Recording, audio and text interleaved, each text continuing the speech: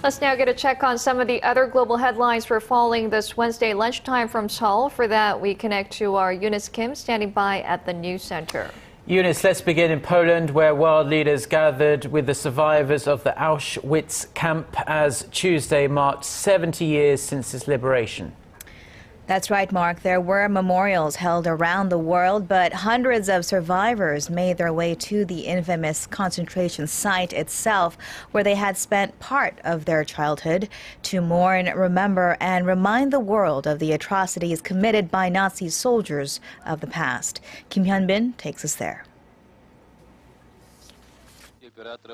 Nazi Germany's largest and most notorious concentration camp, Auschwitz, was where some 1.1 million people, mostly Jews, were killed between 1940 and 1945.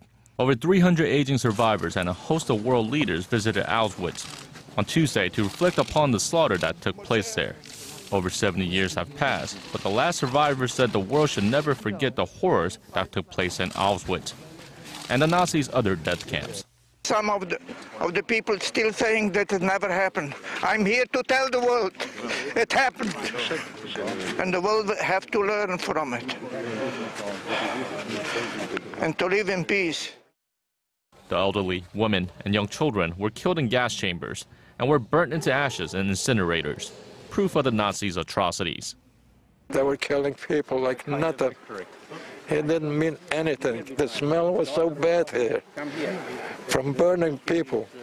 The event could mark one of the last major anniversaries attended by a large showing of survivors, given that the youngest are now in their 70s.